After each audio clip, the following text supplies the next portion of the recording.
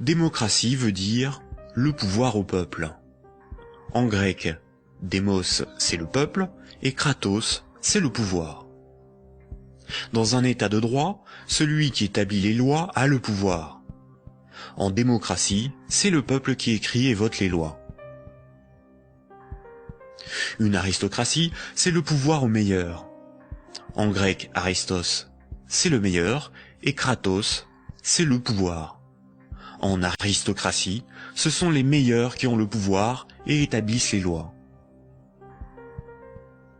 Une oligarchie, c'est le pouvoir à un petit nombre. Oligos, c'est un petit nombre. En oligarchie, c'est un petit nombre qui a le pouvoir. En France, nous sommes sous un régime dénommé gouvernement représentatif. Tous les 5 ans, on demande au peuple d'élire ses représentants parmi un groupe d'hommes politiques, dénommé classe politique. Les représentants écrivent et votent les lois, pas le peuple. Nous sommes donc dans une oligarchie. Historiquement, le terme de démocratie pour désigner le gouvernement représentatif a été employé dans les années 1830 pour tromper l'opinion publique et faire croire au peuple qu'il a le pouvoir. Ce mensonge perdure encore de nos jours. Si nous étions en démocratie, nous voterions nous-mêmes les lois, par des votations ou des référendums, et nous pourrions aussi en écrire, en proposer. En France, les représentants du peuple sont des politiciens de carrière, pour beaucoup fonctionnaires et issus de classes supérieures, âgés de 60 ans en moyenne. Ils ne sont en rien représentatifs du peuple français. Une fois les représentants élus parmi l'oligarchie de la classe politique, les électeurs n'ont aucun contrôle sur la politique menée et la législation établie. Les représentants votent selon leurs opinions, leurs intérêts, leur complicité ou leur carrière politique. Ils sont la cible de groupes d'intérêts qui influencent leur vote. Les textes de loi sont dans 9 cas sur 10 rédigés par de hauts fonctionnaires non élus. Donner le pouvoir à un groupe d'hommes issus d'une oligarchie, ce n'est pas avoir le pouvoir, c'est désigner ses maîtres. Les partis politiques, apparus dans les années 1840, étaient un moyen de canaliser l'insatisfaction des électeurs dans des oppositions et des conflits sans conséquence. Car si les lois étaient votées par le peuple, ce qui définit la démocratie, il n'y aurait pas de manifestations, pas de grèves, pas de mécontentement ou de troubles sociaux. Le peuple serait souverain. Durant la Révolution, les riches avaient bien plus à perdre que les pauvres. Voltaire, figure emblématique des Lumières, disait ceci: « Un pays bien organisé est celui où le petit nombre fait travailler le grand nombre, est nourri par lui, et le gouverne. »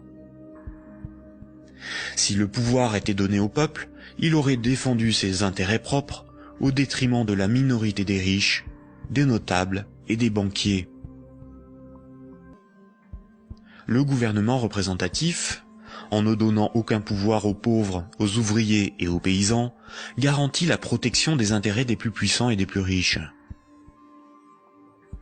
Aujourd'hui encore, le citoyen n'est qu'un électeur, un emprunteur et un consommateur.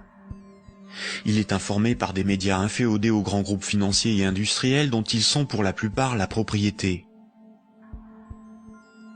Le vote des lois par les citoyens, le référendum d'initiative populaire, ou la mise en place d'un parlement tiré au sort dans la population comme le sont les jurys populaires, qui sont des évolutions démocratiques élémentaires, sont systématiquement dénigrés dans les médias.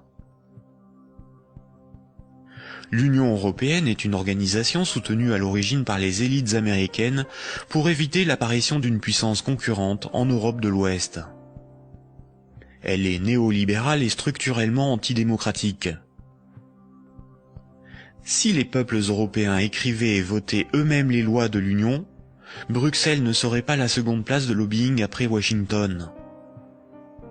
L'Union européenne est le royaume de Goldman Sachs et de la haute finance, dont les hommes se retrouvent à la tête de nombreuses institutions et même de certains États.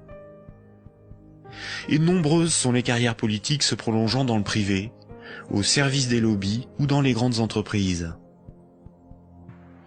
Ce que nous appelons des euros, ce qui est sur notre compte en banque, ce ne sont pas des euros, mais une dette en euros.